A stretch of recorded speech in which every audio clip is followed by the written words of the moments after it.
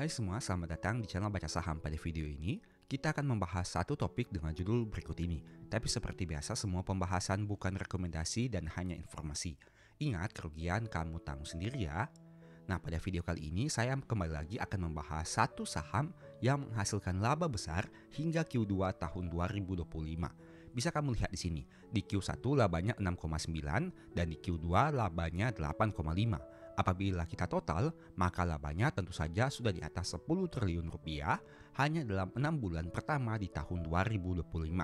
Meski begitu, jika kamu lihat, pada Q1 labanya mengalami penurunan dibandingkan Q1 tahun 2024, sedangkan pada Q2 labanya mengalami kenaikan dibandingkan tahun 2024.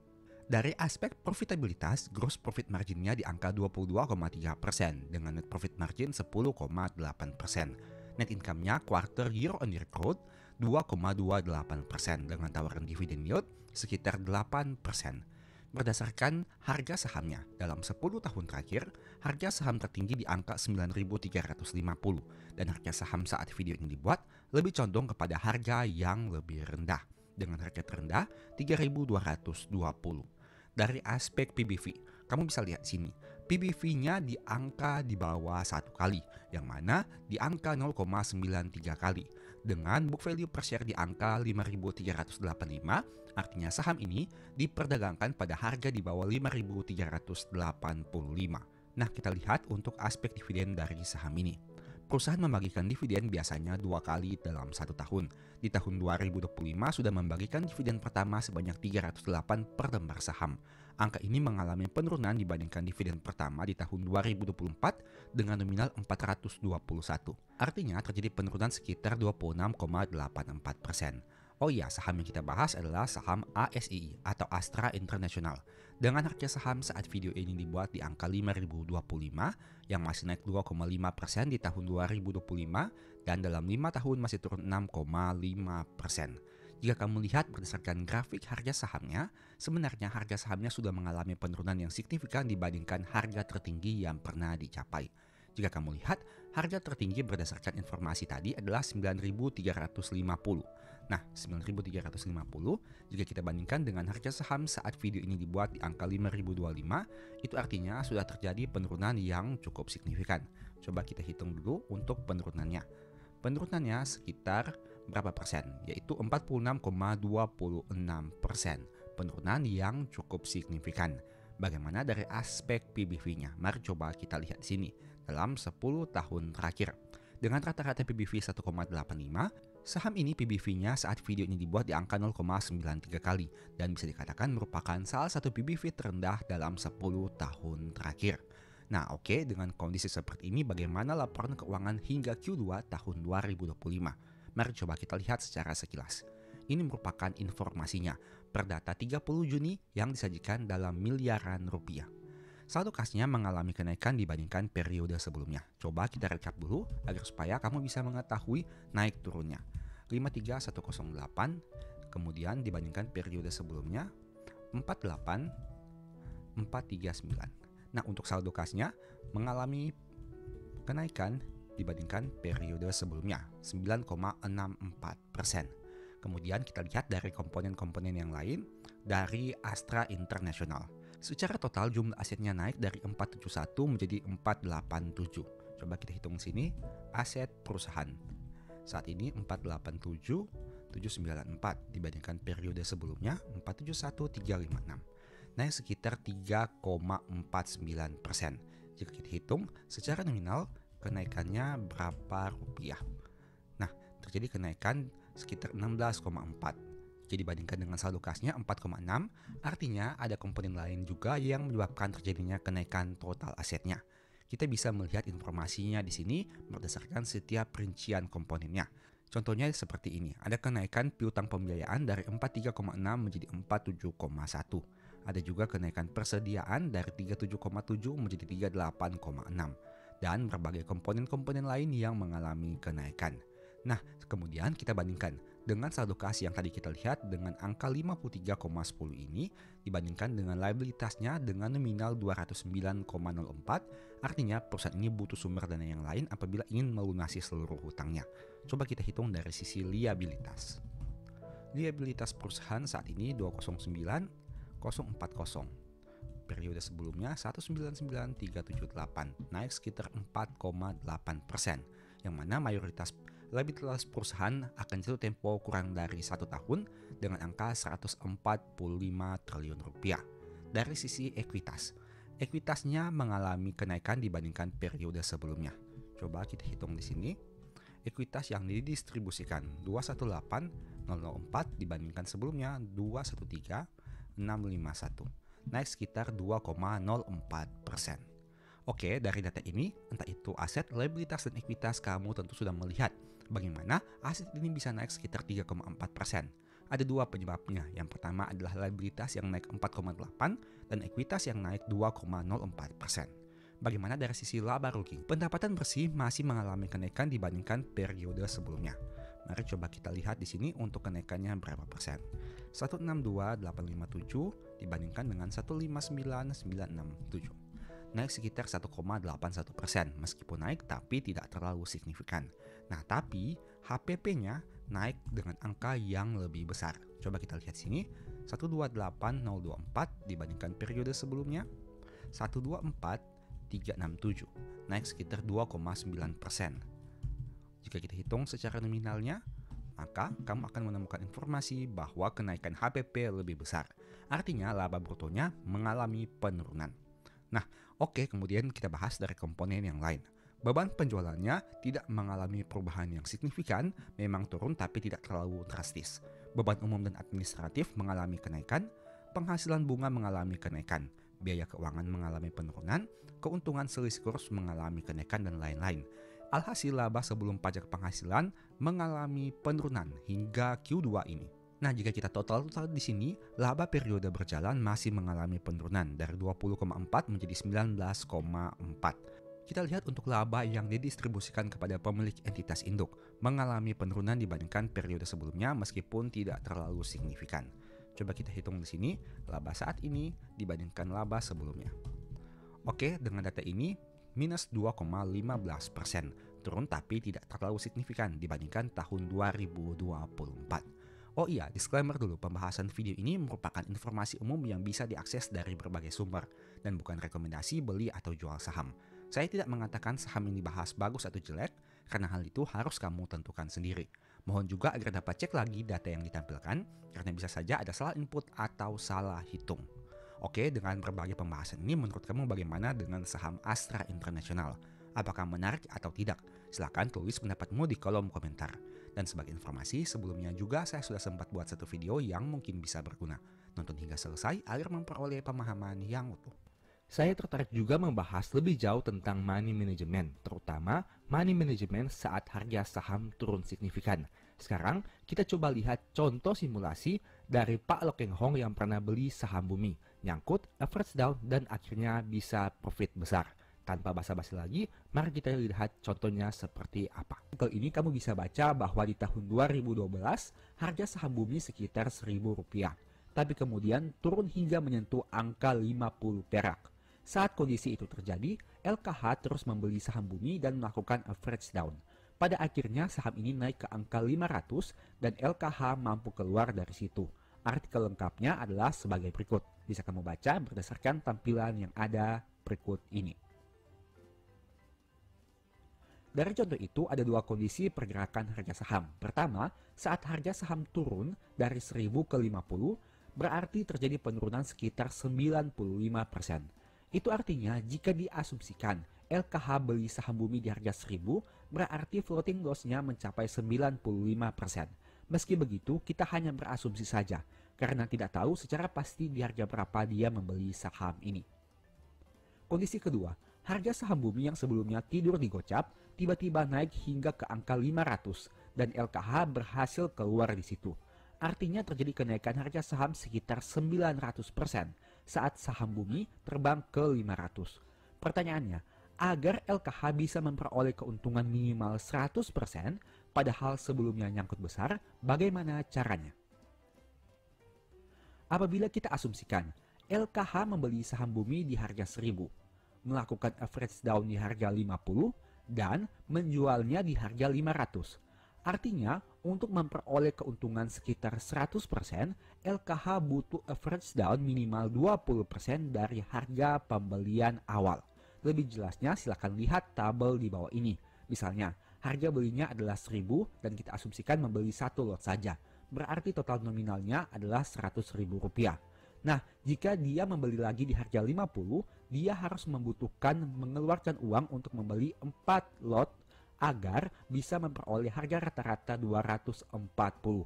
Nah, untuk pembelian 4 lot ini membutuhkan dana sekitar 20.000, yang berarti 20% dari dana awal yang dia keluarkan yaitu 100.000.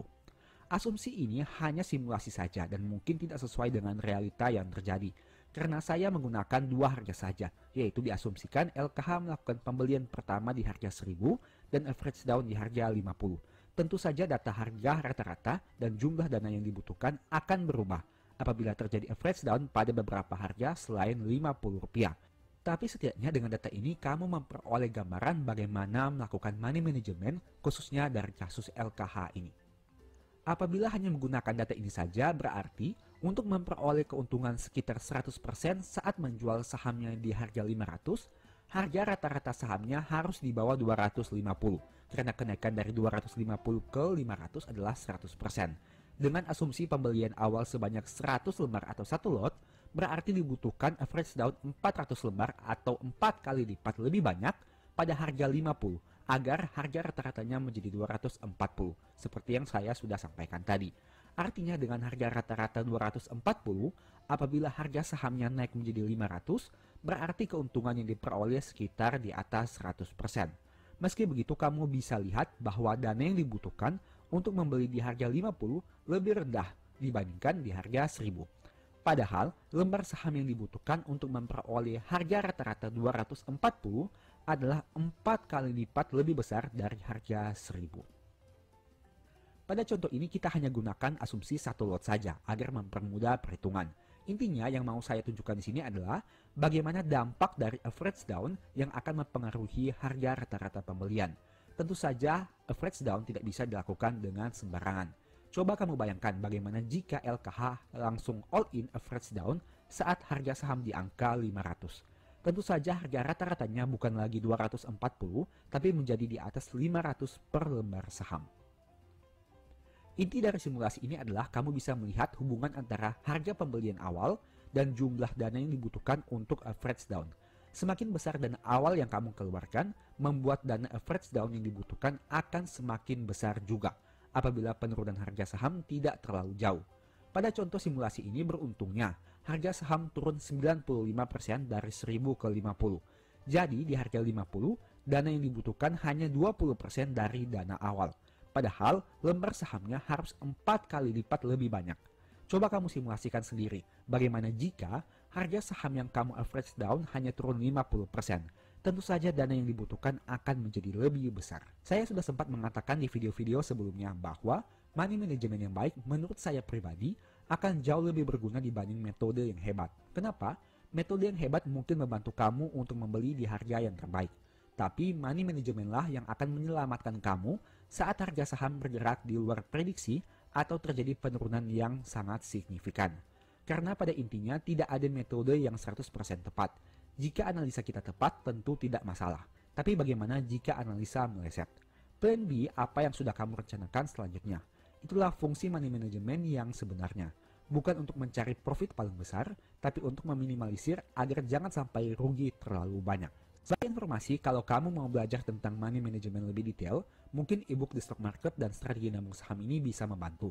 Di sana ada pembahasan terkait money management yang mungkin bisa bermanfaat bagi kamu. Info pembelian silahkan chat saja di nomor WA di akhir video. Pada video ini saya tentu tidak akan mengulangi pembahasan tadi, tapi akan membahas dari sudut pandang yang lebih luas. Ada satu hal menarik yang ingin saya garis bawahi tentang metode nabung saham, yaitu harga rata-rata. Poin ini jarang dibahas dan bahkan sering dilupakan. Bagi kamu yang sudah sering nonton video baca saham, kamu tentu sudah tahu bahwa saya sering mengkaitkan metode nabung saham dan dividen investing, di mana dalam jangka panjang, jika mengumpulkan lembar saham semakin banyak, akan ada saatnya dividen menjadi semakin besar juga. Nah, di video ini, saya tidak akan bahas topik itu lagi, tapi akan membahas dari sisi harga rata-rata. Harga rata-rata merupakan suatu harga yang akan kamu peroleh apabila rutin membeli saham. Artinya semakin rutin kamu beli saham, harga rata-rata juga akan semakin sering berubah. Apabila harga beli kamu semakin tinggi, harga rata-rata semakin tinggi juga. Tapi apabila harga beli kamu semakin rendah, harga rata-ratanya juga akan semakin rendah. Intinya, untuk memperoleh harga rata-rata yang cukup ideal, kamu perlu mengusahakan untuk membeli saham pada harga yang lebih rendah. Pertanyaannya, bagaimana caranya? Ada beberapa strategi yang mungkin bisa kamu gunakan. Sekarang pertanyaannya, seberapa berpengaruhnya harga pembelian terhadap harga rata-rata? Mari simak dua contoh berikut ini agar kamu punya gambaran. Contoh pertama, diasumsikan beli saham setiap harga turun Rp100. Harga beli awalnya adalah Rp5.000. Dan kita asumsikan terjadi pembelian setiap harga saham turun Rp100. Dengan kata lain, average down dilakukan pada harga Rp5.000 hingga ke Rp4.000. Nah, dengan kondisi ini, harga rata-ratanya menjadi Rp4.500. Itu artinya terjadi penurunan dari Rp5.000 ke Rp4.500 sekitar 10%. Tapi di sisi lain, apabila harga sahamnya naik dari Rp4.500 ke Rp5.000, maka ada potensi kenaikan 11%. Contoh kedua, diasumsikan beli saham setiap harga turun Rp200. Nah, itu artinya akan dilakukan average down dari harga Rp5.000 hingga ke harga Rp3.000. Dengan kata lain, harga rata-ratanya sekitar Rp4.000 apabila diasumsikan kita membeli dengan lembar saham yang sama. Itu berarti dari angka Rp5.000 ke Rp4.000 terjadi penurunan 20%. Tapi apabila dari harga Rp4.000 naik ke Rp5.000, maka ada potensi kenaikan 25%. Dari dua contoh tadi, kamu bisa lihat bahwa meskipun hanya selisih Rp100 untuk average down, tapi ternyata pengaruhnya terhadap rata-rata cukup signifikan. Pada contoh 1 diasumsikan akan dilakukan pembelian jika harga turun Rp100. Sedangkan pada contoh 2, diasumsikan akan beli lagi jika harga turun Rp200. Dengan selisih Rp100 saja dari contoh 1 dan contoh 2, ternyata bisa berpengaruh Rp500 pada harga rata-rata. Harga rata-rata contoh 1 adalah Rp4.500, sedangkan pada contoh 2 adalah Rp4.000. Tidak hanya sampai di situ saja, ternyata potensi kenaikan contoh 1 hanya 11% saja, dari Rp4.500 ke Rp5.000. Sedangkan potensi kenaikan contoh 2 mencapai 25% apabila harga sahamnya kembali ke harga Rp5.000 dengan harga rata-rata Rp4.000. Artinya dengan selisih Rp500 saja, sudah memberikan perbedaan potensi profit yang signifikan dari yang awalnya 11% di contoh 1 menjadi 25% di contoh 2. Itu artinya dari 11% ke 25% sebenarnya terjadi kenaikan hingga 1 kali lipat. Apabila 11% kita kalikan 2. Padahal selisih harga average down contoh 1 dan 2 hanya Rp100 saja. Di sini menarik bukan? Contoh ini memperlihatkan fakta menarik bahwa dengan harga rata-rata yang berbeda, akan membuat potensi profit jadi lebih besar. Selain itu, tentu saja modal untuk average down di contoh 2 akan lebih rendah dibanding contoh 1. Pada contoh 2, kamu hanya butuh total dana sekitar 4,4 juta, sedangkan pada contoh 1, kamu butuh dana 4,95 juta. Dengan dana yang lebih rendah, pada contoh 2, menawarkan potensi profit yang lebih besar hingga 25%. Apakah hal ini tidak menarik? Ibaratnya, kamu diberikan kesempatan untuk profit lebih besar, padahal modal kamu lebih kecil dari orang lain. Ingat, potensi profit yang kita bicarakan di sini apabila harga saham kembali ke harga awal pembelian, yaitu Rp5.000. Artinya saya tidak sedang membahas harga saham yang naik terlalu tinggi, tapi hanya membahas harga saham yang kembali ke angka awal. Coba kamu bayangkan apa jadinya jika harga saham naik lebih tinggi dari Rp5.000. Tentu saja selisih potensi keuntungan antara contoh 1 dan 2 akan lebih signifikan. Padahal jika dilihat sekilas, sebenarnya tidak ada perbedaan terlalu jauh antara harga rata-rata contoh 1 dan 2. Tapi kenapa potensi keuntungannya bisa beda signifikan? Dari contoh ini kamu bisa lihat bahwa harga rata-rata punya pengaruh yang sangat besar terhadap pertumbuhan portofolio di masa depan. Jika berbicara tentang dividen, selisih harga rata-rata tentu berpengaruh juga. Namun di sini, saya tidak ingin bahas dari aspek dividen, melainkan hanya capital gain saja. Inti dari pembahasan ini adalah saya mau tunjukkan bahwa jangan sembarangan average down. Selalu punya dana ekstra untuk membeli di harga yang lebih rendah, sehingga berpotensi memperoleh harga rata-rata yang jauh lebih rendah. Gunakan money management yang baik, agar dana kamu tidak cepat habis. Jangan latah average down, hanya karena lihat harga saham sudah turun sedikit. Pertimbangkan kemungkinan terburuk. Bagaimana jika harga saham turun lebih dalam? Apakah masih punya dana untuk melakukan pembelian? Tidak ada yang salah dengan average down, asalkan kamu tahu saham apa yang kamu beli. Masalahnya, banyak orang yang kurang yakin dengan sahamnya, sehingga pada akhirnya takut sendiri. Floating loss 5% biasa saja, tapi saat floating loss 20%, pikirannya jadi aneh-aneh. Pada akhirnya bukan average down tapi di cut loss. Padahal kinerja perusahaan masih tumbuh dan tidak ada masalah apapun di perusahaan. Alhasil, saat harga berbalik naik, mereka hanya bisa gigit jari karena sudah terlanjur cut loss dan batal memperoleh keuntungan yang maksimal. Statement yang saya sampaikan di sini bukan hanya teori tapi pengalaman pribadi. Saya juga pernah mengalami hal itu sehingga saya bisa menceritakannya dengan yakin. Tapi dari kejadian itu saya jadi belajar banyak hal baru yang tentunya membuat portofolio bisa tumbuh lebih optimal di masa depan. Pengalaman itu saya bahas lebih detail di ebook Stock for Living. Ada juga beberapa tips yang bisa dilakukan agar tidak galau saat harga saham mengalami penurunan. Tentu saja tips itu berdasarkan pengalaman pribadi karena saya juga pernah mengalaminya sendiri. Untuk info pembelian silahkan chat saja di nomor WA di akhir video. Demikianlah pembahasan singkat pada video ini. Selalu ingat bahwa semua saham dan pembahasan yang ditampilkan bukan rekomendasi dan hanya bersifat edukasi. Segala risiko kerugian menjadi tanggung jawab kamu sendiri. Mohon juga agar dapat mengecek kembali data yang ditampilkan karena bisa saja terjadi kesalahan pengetikan atau pengambilan data. Di video berikutnya ingin dibahas materi apa lagi? Tulis di kolom komentar ya. Berikut ini beberapa list ebook baca saham. Pertama, psikologi saham. Kedua, Stock for Living. Ketiga, strategi nabung saham. Keempat, The Stock Market. Dan yang kelima, cara analisa laporan keuangan. Info pembelian silahkan chat saja pada nomor WA yang tercantum pada video kali ini. Sebagai informasi, kamu bisa support channel ini dengan cara melakukan pembelian produk apa saja di Shopee menggunakan link yang diklik pada video ini. Produknya bebas. Thank you.